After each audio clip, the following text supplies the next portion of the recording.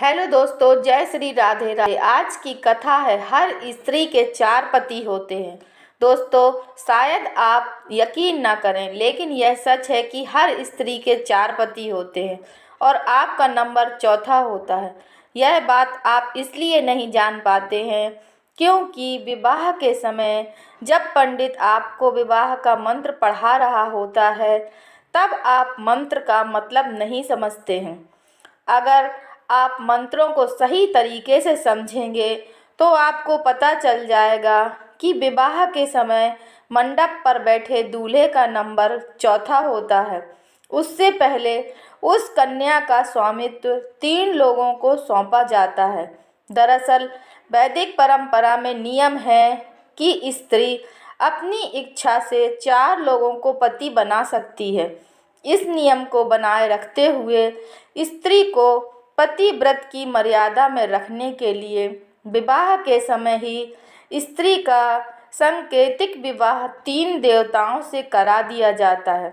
सबसे पहले कन्या का अधिकार चंद्रमा को सौंपा जाता है, इसके बाद विश्ववसु नाम के गंधर्व को, इसके बाद अग्नि को और अंत में उसके पति को। इस वैदिक परंपरा के कारण ही द्रौपदी एक से अधिक पतियों के साथ रही, क्योंकि द्रौपदी को यह वरदान था कि वह हर रात के बाद फिर से कंवारी हो जाएंगी।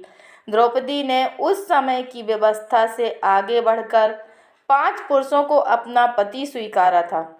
अगर द्रौपदी 4 पुरुषों की पत्नी होती तो उस समय के नियम अनुसार वह न्याय संगत और सामाजिक रूप से स्वीकृत होता और कर्ण उन्हें वेश्या नहीं कह सकता था।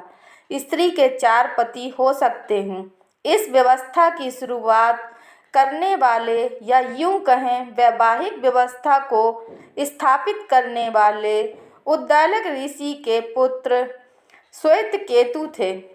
महाभारत में एक स्थान पर जिक्र आया है कि कुंती कहती हैं कि पहले स्त्री पर कोई पाबंदी नहीं थी। वह अपनी मर्जी से कभी भी किसी पुरुष के साथ जा सकती थी, यानी स्त्री पर किसी प्रकार की कोई पाबंदी नहीं थी।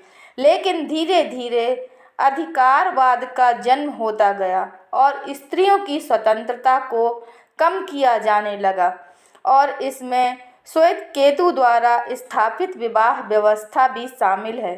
श्वेतकेतु ने स्त्रियों की स्वतंत्रता को कम करने का काम इसलिए किया क्योंकि एक बार उन्होंने अपनी माता को किसी दूसरे पुरुष के साथ आलिंगन करते हुए देख लिया।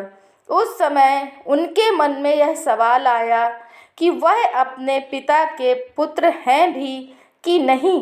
इस प्रश्न से उनके मन में पुरुषों की संख्या सीमित करने का विचार आया और यह तय हुआ कि स्त्री सिर्फ 4 पुरुषों के साथ ही जा सकती है। दोस्तों, अगर यह कथा आपको पसंद आई है तो कृपया लाइक कीजिए, शेयर कीजिए और चैनल पर नए हैं तो कृपया चैनल को सब्सक्राइब कीजिए। जय श्री राधे राधे।